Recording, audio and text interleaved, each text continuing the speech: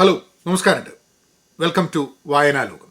ഇന്ന് Yuval Harari എഴുതിയ ഒരു പുസ്തകമാണ് നെക്സസ്. അദ്ദേഹത്തിൻ്റെ ലേറ്റസ്റ്റ് പുസ്തകമാണ്.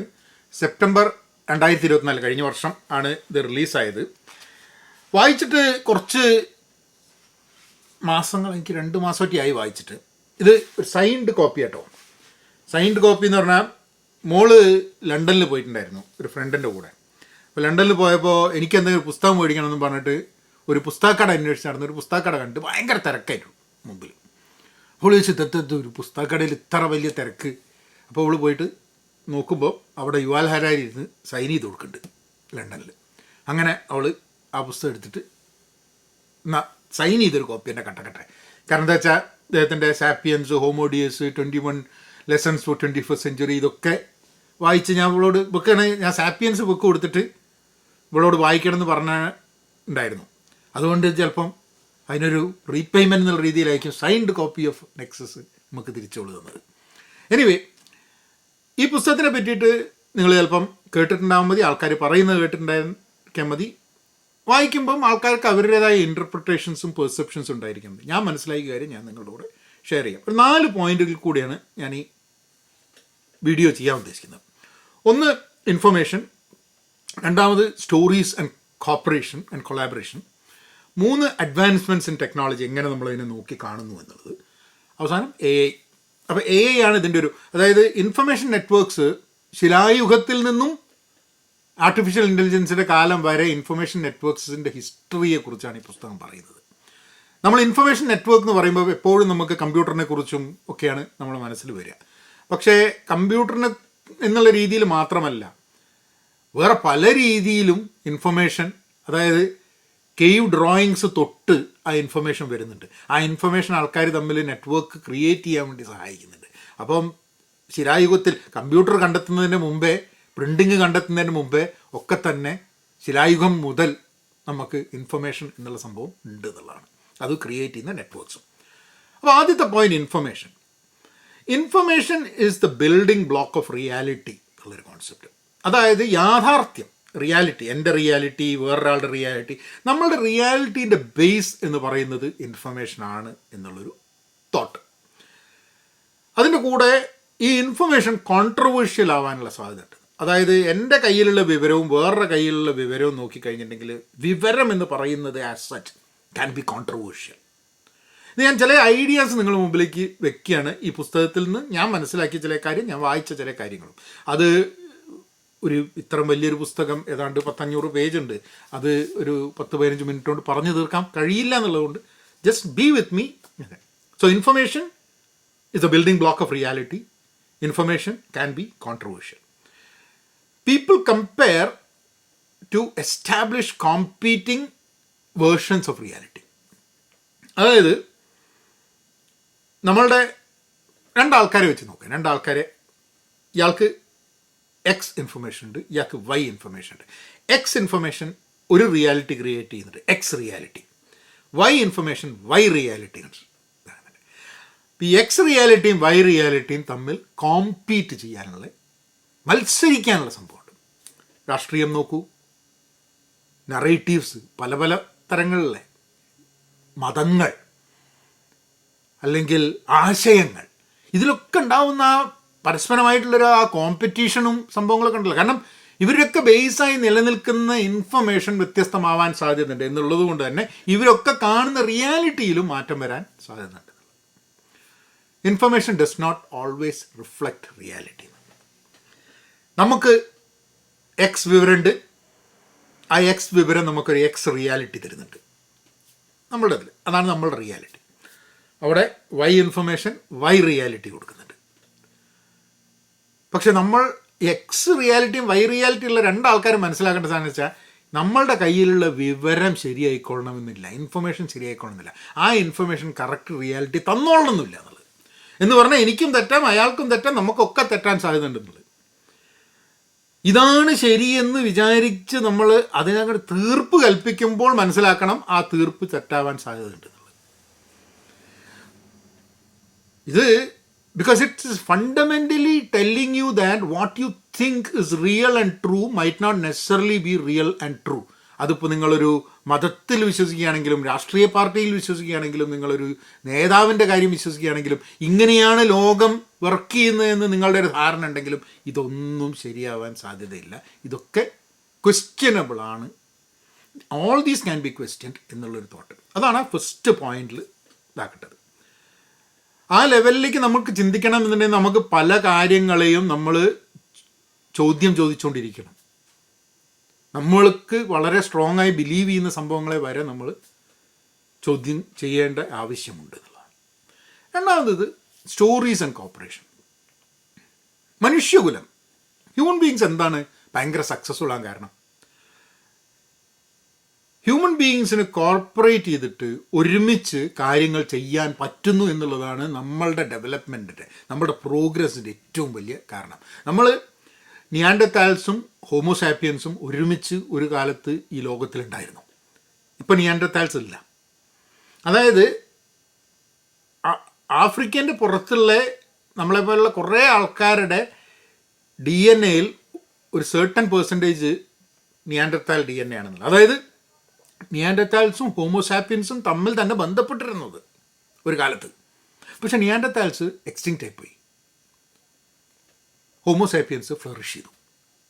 അതിന് വലിയൊരു factor that ability to cooperate and work together എന്നുള്ളതാണ് പറഞ്ഞു വരുന്നത്.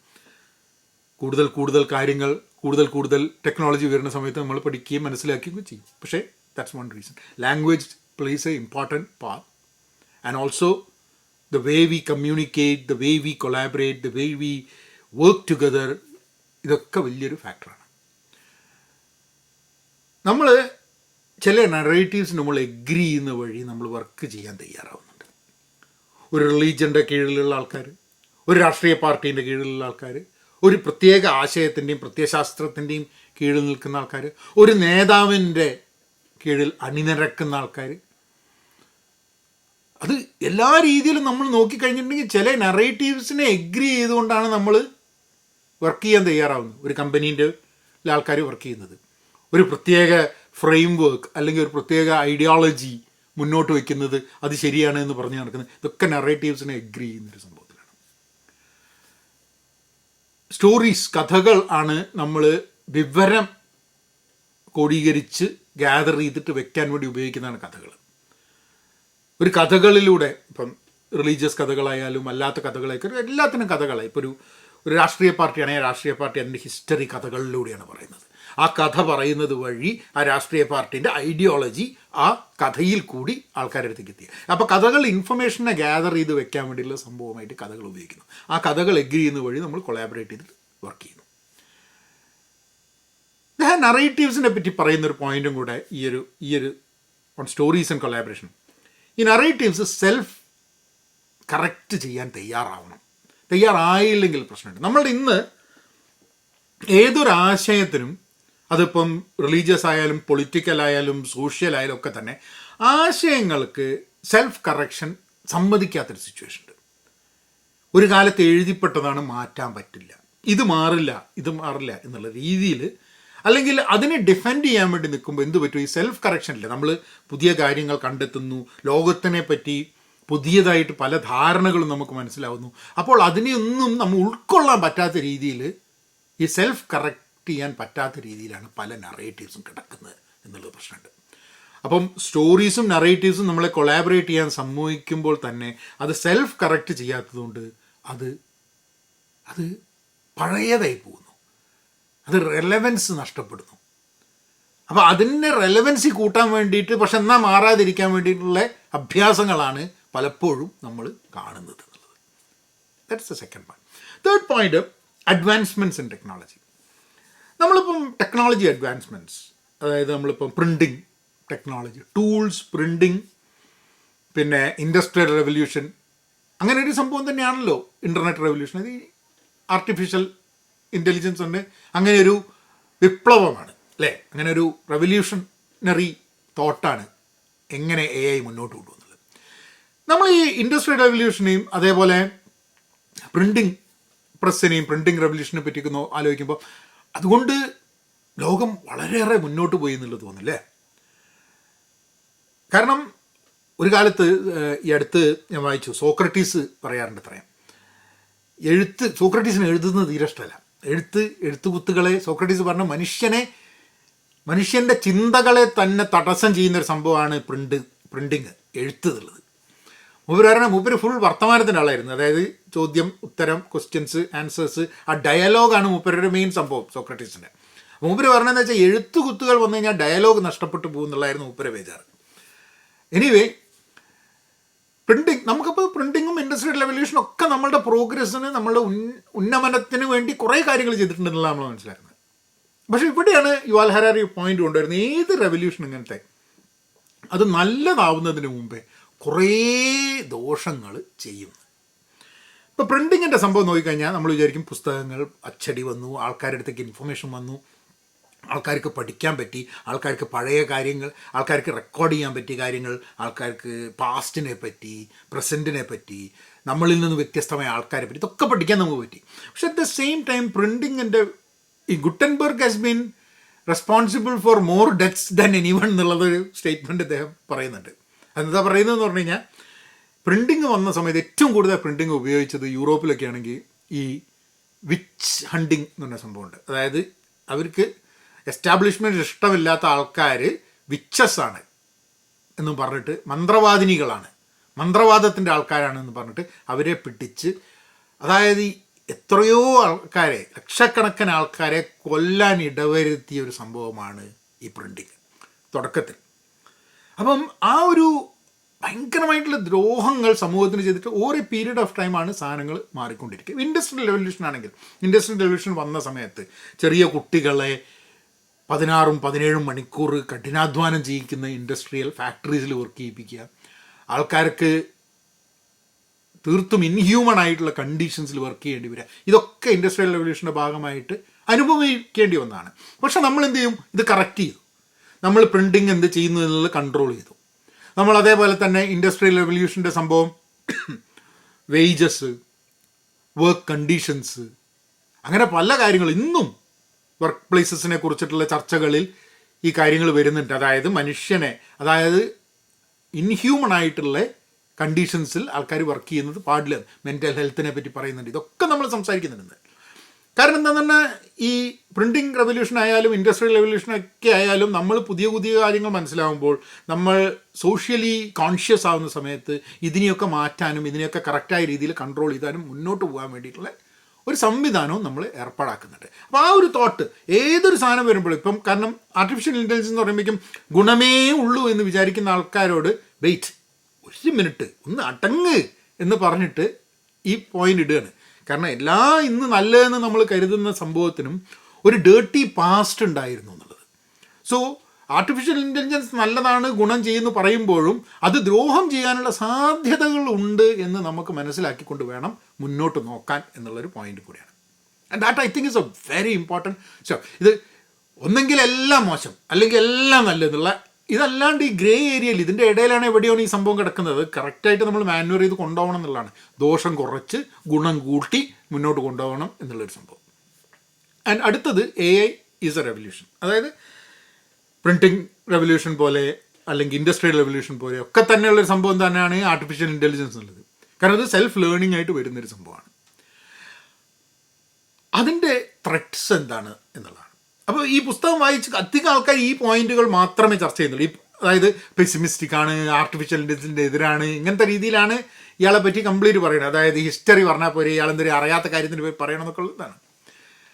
Will artificial intelligence overtake human beings? അതൊക്കെ ഫ്യൂച്ചറിലുള്ള സംഭവമാണ്. ആ ചർച്ചയിലേക്ക് തന്നെ കിടക്കുന്നതിന് മുമ്പേ ഇന്ന് ആർട്ടിഫിഷ്യൽ ഇൻ്റലിജൻസ് വഴി നമുക്കുണ്ടാകുന്ന ഇൻഫർമേഷൻ എന്ന് പറയുന്നത്, നമ്മൾ ആദ്യം പറഞ്ഞ സാധനം ഇൻഫർമേഷൻ സ്റ്റോറീസാണ്. ഇത് കൺട്രോൾ ചെയ്യുന്നത് അൽഗോരിതവും ആർട്ടിഫിഷ്യൽ ഇൻ്റലിജൻസും ആവുന്ന ഒരു സിറ്റുവേഷൻ എങ്ങനെയാണെന്നുള്ളത്. അപ്പം വിവരം, ഇൻഫർമേഷൻ എന്നുള്ളത് ഒരു റിയാലിറ്റിനെ ഷെയ്പ്പ് ചെയ്യാൻ വേണ്ടി ഹെൽപ്പ് ചെയ്യുന്നു എന്നുള്ളത്. അപ്പോൾ ഈ ഇൻഫർമേഷൻ എന്നത് ആർട്ടിഫിഷ്യൽ ഇൻ്റലിജൻസാൽ കൺട്രോൾ ചെയ്യപ്പെടുമ്പോൾ ഈ റിയാലിറ്റി എന്ന് പറയുന്നത് ആർട്ടിഫിഷ്യൽ ഇൻ്റലിജൻസിനെ കൊണ്ട് കൺട്രോൾ ചെയ്യപ്പെടാനുള്ള സാധ്യത ഉണ്ടെന്നുള്ളത്. അങ്ങനെയാണ് ഇതിനെ കോർത്തിണക്കിയിട്ട് നമ്മൾ ഈ പുസ്തകത്തിനെ മനസ്സിലാക്കാൻ ശ്രമിക്കേണ്ടതെന്നാണ് എനിക്ക് തോന്നുന്നത്.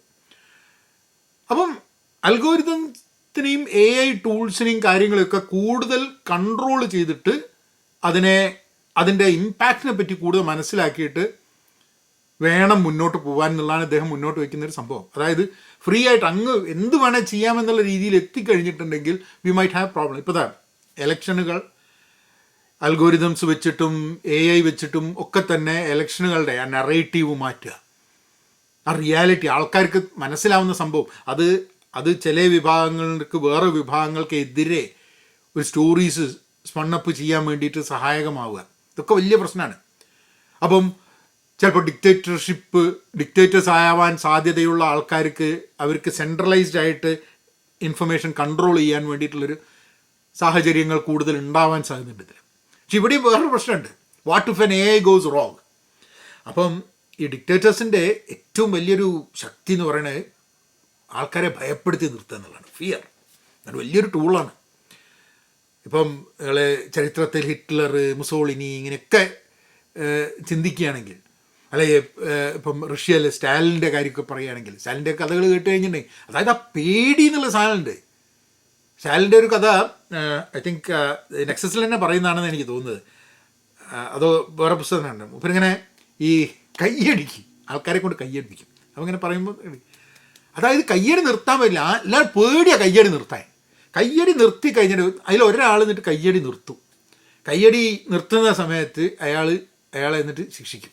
അയാൾ പറയും, അയാൾ ഒരു സീനിയർ ഓഫീസറാണ്, കയ്യടി നിർത്തിയതാണ്. കാരണം അയാൾ നിർത്താത്തതുകൊണ്ട് ബാക്കിയുള്ളവർ നിർത്തുന്നില്ല. പക്ഷെ അയാൾ നിർത്തിയപ്പോൾ അയാൾ പറഞ്ഞു ഇനിയും നിർത്താൻ പാടില്ല എന്ന്.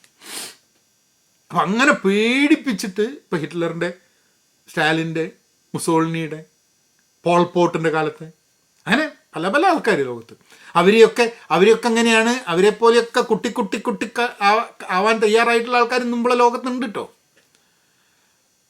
പക്ഷെ അവർക്കൊക്കെ ഈ ഫിയർ എന്നുള്ളതാണ്. ഈ AI എന്നുള്ള സംഭവത്തിന് അതൊരു മനുഷ്യനൊന്നല്ലല്ലോ, അതിന് വേദനയില്ല, പേടിയില്ല. അപ്പോൾ വേദനയും പേടിയും ഇല്ലാത്ത ഒരു ആർട്ടിഫിഷ്യൽ ഇൻ്റലിജൻസ് ഇൻഫർമേഷൻ കൺട്രോൾ ചെയ്ത് കഴിഞ്ഞാൽ ഡിക്റ്റേറ്റർമാർക്കും കൂടെ ഒന്നും ചെയ്യാൻ പറ്റാത്ത സിറ്റുവേഷൻ വരുന്നത്. So there are lot of ways in which this can go wrong എന്നുള്ളതാണ് നമ്മൾ മുമ്പിൽ വയ്ക്കുന്ന സംഭവം. അപ്പം അത് കൺട്രോൾ ചെയ്ത് അതിനെ മനുഷ്യനും ഈ ലോകത്തിനും ഗുണകരമായ രീതിയിൽ അതിനെ ഉപയോഗിക്കാൻ പറ്റണം. അറ്റ് ദ സെയിം ടൈം ഭയങ്കരമായിട്ട് പവർ സെൻട്രിക് ആയിട്ട് പവർ ഹംഗ്രി ആയിട്ടുള്ള ആൾക്കാർക്ക് അതിനെ ദുരുപയോഗപ്പെടുത്താൻ വേണ്ടിയിട്ടുള്ളൊരു സിറ്റുവേഷൻ ഉണ്ടാവരുത്. അങ്ങനെയൊക്കെയുള്ള ഈ പുസ്തകം എനിക്ക് തോന്നുന്നത് ഒരു ഹിസ്റ്ററി പറഞ്ഞിട്ട്, ഇൻഫർമേഷൻ നെറ്റ്വർക്ക്സിൻ്റെ ഹിസ്റ്ററി പറഞ്ഞിട്ട്, AI എന്ന് പറയുന്നത് ഒരു പുതിയ വിപ്ലവമാണ്, എല്ലാം റോസിയാണ്, എല്ലാം ഗംഭീരമാണ്, ലോകം ഗംഭീരമായി പോവും എന്ന് നല്ല രീതിയിലുള്ള സംഭവത്തിൽ നിന്ന് മാറിയിട്ട് കുറച്ചും കൂടെ ലേശം ക്വസ്റ്റ്യനൊക്കെ ചോദിച്ച് ഇങ്ങനെ ആവാൻ സാധ്യത ഉണ്ടോ എന്നൊക്കെ ചോദിച്ച് അതിനെ ഒന്ന് മുന്നോട്ട് കൊണ്ടുപോകണം എന്നുള്ളൊരിതാണ് അദ്ദേഹം മുന്നോട്ട് വയ്ക്കുന്നത്. ഒന്നടക്കം ഈ പുസ്തകത്തിനെ എതിർക്കുന്ന ആൾക്കാർ സംസാരിക്കുന്നത് ഞാൻ കേട്ടിട്ടുണ്ട്, പ്രത്യേകിച്ച് കേരളത്തിൽ. ഈ പുസ്തകം ശരിയായില്ല, അത്ര പോരാ എന്നൊക്കെയുള്ള.